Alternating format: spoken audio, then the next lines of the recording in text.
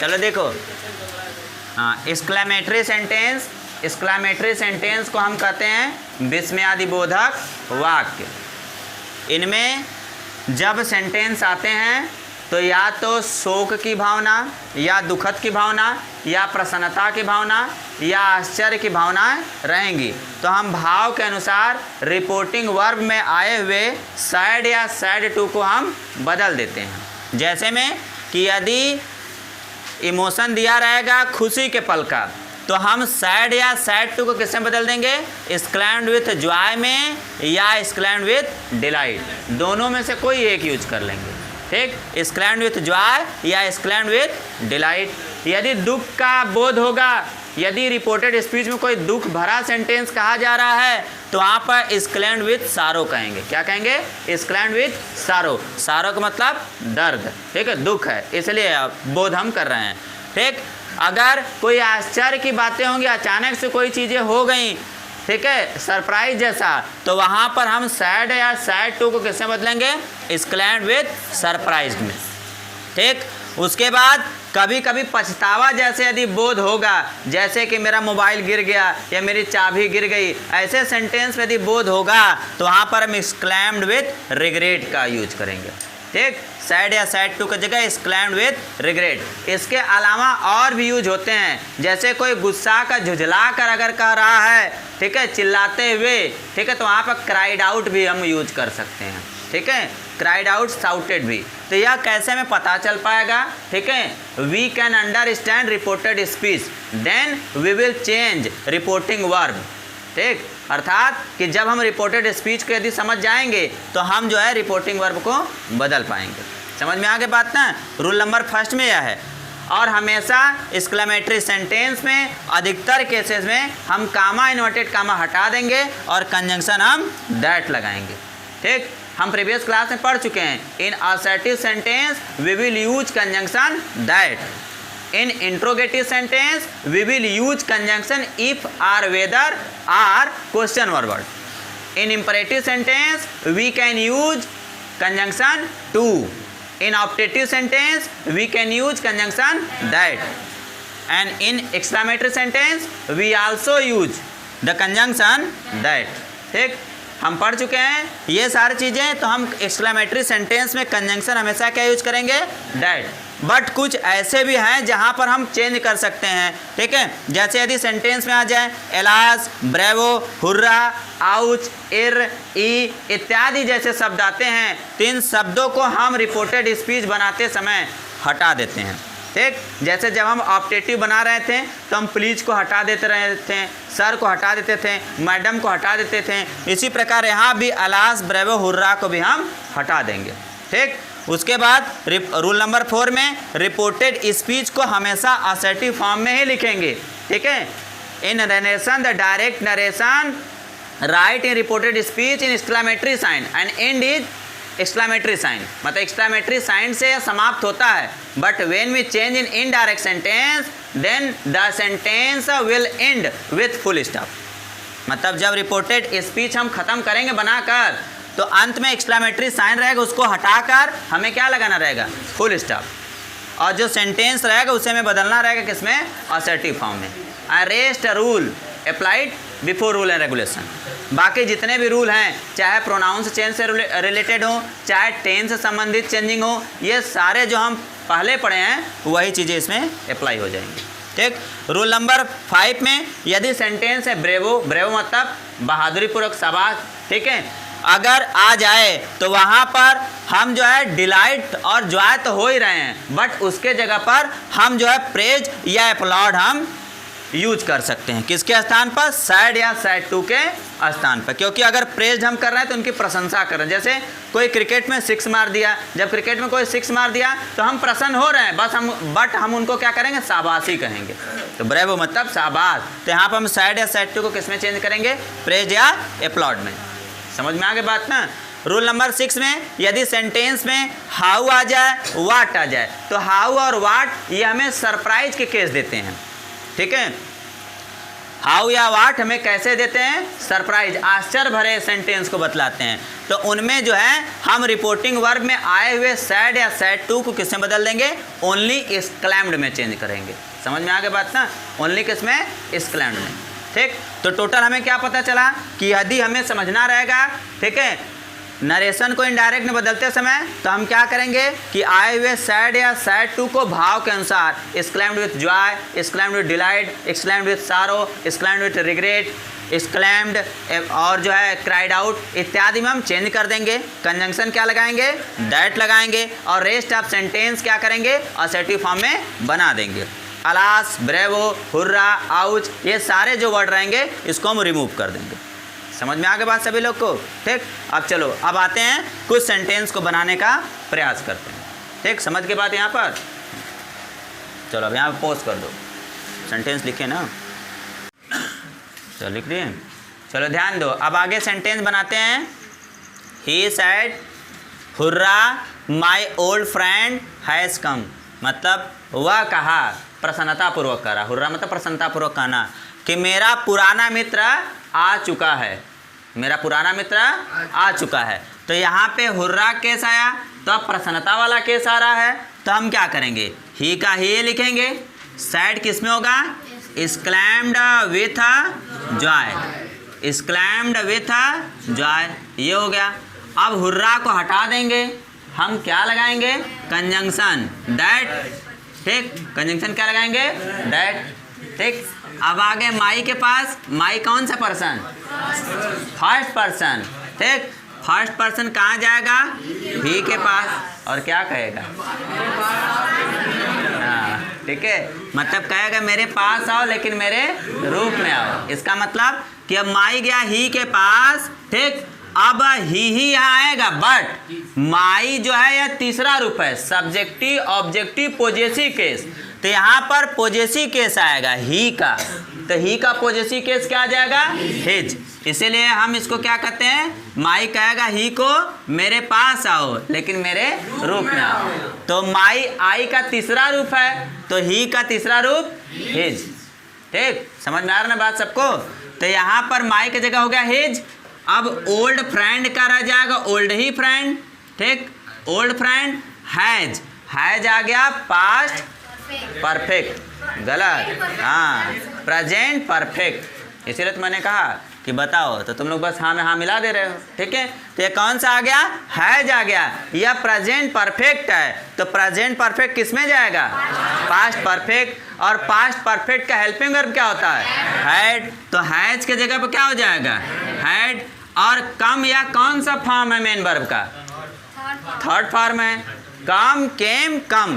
तो यहाँ भी क्या होगा, कम ही होगा, क्योंकि कम का थर्ड फॉर्म क्या होता है, कम ही होता है। और यहाँ पे फुल स्टॉप लगा देंगे, क्या लगा देंगे, फुल स्टॉप। ठीक, समझ में आ गया बात, हाँ चेंज होता है। तो कम का थर्ड फॉर्म क्या होता है, कम, केम, कम। तो कम का गो हम लोग लिखते थे ना, वर्ड चेंज करते थे। हाँ, अब समझ में आ गया बात ना। हैज कम यहाँ पर मेन वर्ब के लिए है, समझ में आ गया बात ना। ठीक, चलो, he exclaimed with joy that his old friend had come. ठीक, अब आते हैं he said alas I am ruined. ठीक, तो अब यहाँ पर अलास का बोध क्या कर रहा है, दुख। अलास का बोध क्या कर रहा है, दुख। आई एम रेउंड, ठीक, मैं बर्बाद हूँ, मैं क्या हो गया, बर्बाद। यह कौन सा आई एम रेउंड, यह जो है वायस में बना है। ठीक, तो अब हम इसको बनाएंगे तो दुख भरा का रहा संदेश, तो क्या हो जाएगा, ही एक्सक्लेम्ड विथ सारो, विथ क्या हो जाएगा, सारो, एक्सक्लेम्ड विथ सारो। फिर अलास हट के कंजंक्शन क्या लगेगा, दैट। आई चेंज होगा, आई कौन सा है, फर्स्ट पर्सन। फर्स्ट पर्सन जाए किसके पास, ही के पास। अब कहेगा मेरे पास आओ लेकिन मेरे रूप में आओ। तो अब ही जो है या आई सब्जेक्टिव केस है फर्स्ट वाला, तो ही का फर्स्ट क्या होगा, हिया होगा। अब एम या सिंपल प्रेजेंट है, तो सिंपल प्रेजेंट किस में जाएगा, सिंपल पास्ट में। तो एम का क्या हो जाएगा, वाज। रेउंड का क्या रहेगा, रिउंड ही रहेगा, ठीक, फुल स्टॉप। तो हो जाएगा ही एक्सक्लेम्ड विथ सारो दैट ही वाज रिउंड। फिर समझ जाएंगे अलास है तो सैड चेंज हो गया एक्सक्लेम्ड विथ सारो। उसके बाद आई, यह जो है फर्स्ट पर्सन है, फर्स्ट पर्सन सब्जेक्ट के अनुसार, सब्जेक्ट गया ही के पास। अब यही ही यहाँ लिखा जाएगा, बट यह जिस फॉर्म में रहेगा वही फॉर्म लिखना है। तो आई है फर्स्ट फॉर्म का सब्जेक्टिव केस, तो ही का भी सब्जेक्टिव केस क्या होता है, हिया होता है। और एम का क्या हो जाएगा, वाज, और रिउंड का क्या हो जाएगा, रिउंड, ठीक। अब नेक्स्ट आते हैं he said bravo you have won the match. कहते हैं वह कहें बहादुर तुम मैच जीत चुके हो, तुम मैच जीत चुके हो। तो यहाँ पे बहादुरी पूर्वक शाबाशी दिया जा रहा है, तो क्या यूज करेंगे, प्रेज्ड। तो यहाँ पे हो जाएगा ही प्रेज्ड, ठीक, ही प्रेज्ड। फिर ब्रेवो हट जाएगा, कंजंक्शन क्या लगेगा, दैट। यू चेंज होगा, यू क्या होगा, चेंज होगा। ये जाएगा सेकंड पर्सन है, यू कौन सा है, सेकंड पर्सन, ठीक। सेकंड पर्सन किसके पास जाएगा, ऑब्जेक्ट के पास। और ऑब्जेक्ट या तो हम फर्स्ट पर्सन का माने या तो थर्ड पर्सन का, तो हम मान ले रहे हैं फर्स्ट पर्सन का ऑब्जेक्ट। फर्स्ट पर्सन का ऑब्जेक्ट हम मान लें मी, क्या मान लिए, मी। तो अब यू है सब्जेक्टिव केस का पहला रूप, अर्थात सेकंड पर्सन का सब्जेक्टिव केस है, तो मी का पहला रूप क्या होता है, आई। तो यहाँ क्या हो जाएगा, आई। समझ में आ रहा है सभी लोग को कि यहाँ पर हो जाएगा आई। अब हैव है, ठीक है, हैव कौन सा टेंस हो गया, प्रेजेंट परफेक्ट। और प्रेजेंट परफेक्ट किस में जाएगा, पास्ट परफेक्ट। पास्ट परफेक्ट का हेल्पिंग वर्ब हैड, तो यहाँ पे क्या हो जाएगा, हैड। फिर क्या हो जाएगा, मेन वर्ब, वन का वन ही हो जाएगा क्योंकि थर्ड फॉर्म है, one the match, one the match, ठीक। तो यहाँ पर हो जाएगा सैड को चेंज किए प्रेज्ड में, फिर दैट, फिर यू गया, ठीक है। सेकंड पर्सन ऑब्जेक्ट के अनुसार, ऑब्जेक्ट हम मान लें मी, ठीक है। थर्ड पर्सन के मान सकते हो, बट हम यहाँ पे मियाँ लेकर चल रहे हैं, तो मी का हो जाएगा आई, हैव का हैड, फिर वन द मैच, ठीक। अब नेक्स्ट आते हैं Ram said to me. Ram मुझसे कहा how fast you are walking, कितनी तेजी से तुम चल रहे हो, कितनी तेजी से तुम चल रहे हो। तो आश्चर्यपूर्वक कर रहा है ना, ठीक है, एक्सक्लेम्ड। तो यहाँ पर सैड टू को किससे में चेंज कर देंगे, एक्सक्लेम्ड में। तो यहाँ पर क्या हो जाएगा, राम एक्सक्लेम्ड, राम क्या हो जाएगा, एक्सक्लेम्ड। फिर क्या हो जाएगा, मी, फिर क्या हो जाएगा, दैट। फिर अब चाहेगा क्या, अब क्या चाहिए, सब्जेक्ट। सब्जेक्ट क्या है, यू, यू है सेकंड पर्सन, सेकंड पर्सन किसके पास जाएगा, ऑब्जेक्ट, ऑब्जेक्ट है मी। फिर क्या कहेगा ना, मेरे पास आओ लेकिन मेरे रूप में। यह हिंट है याद करने का, ठीक, कि यू है, यू के पास यहाँ पर लिखा जाएगा मी, लेकिन कहेगा तुम हो दूसरा रूप। आई का मी दूसरा रूप हुआ ना, ऑब्जेक्टिव केस। तो अब यह तो यू क्या है, सब्जेक्टिव केस है, तो मी का जो है कि सब्जेक्टिव केस क्या है, आई। तो यहाँ क्या हो जाएगा, आई। उसके बाद आर वॉकिंग, यह कौन सा टेंस हो गया, प्रेजेंट कंटिन्यूअस। प्रेजेंट कंटिन्यूअस किस में जाएगा, पास्ट कंटिन्यूअस। पास्ट कंटिन्यूअस में आई के साथ क्या लगेगा, helping verb was, I was. अब उसके बाद मेन वर्ब क्या, वॉक में वॉकिंग ही रह जाएगा। अब यहाँ पर एडजेक्टिव जो रहता है उसके पहले हम वेरी लगा देते हैं, ठीक। एडजेक्टिव रहेगा तो हम क्या लगा देंगे, वेरी। विशेषता बताया जा रहा है ना, फास्ट, ठीक है, तो तेज। तो यहाँ पे क्या हो जाएगा, वेरी फास्ट। क्या यूज कर देंगे हम, वेरी फास्ट, यहाँ पर फुल स्टॉप। तो यहाँ पर हो जाएगा he exclaimed me that I was walking very fast. तो यहाँ पर सैड किस में चेंज हुआ, एक्सक्लेम्ड में।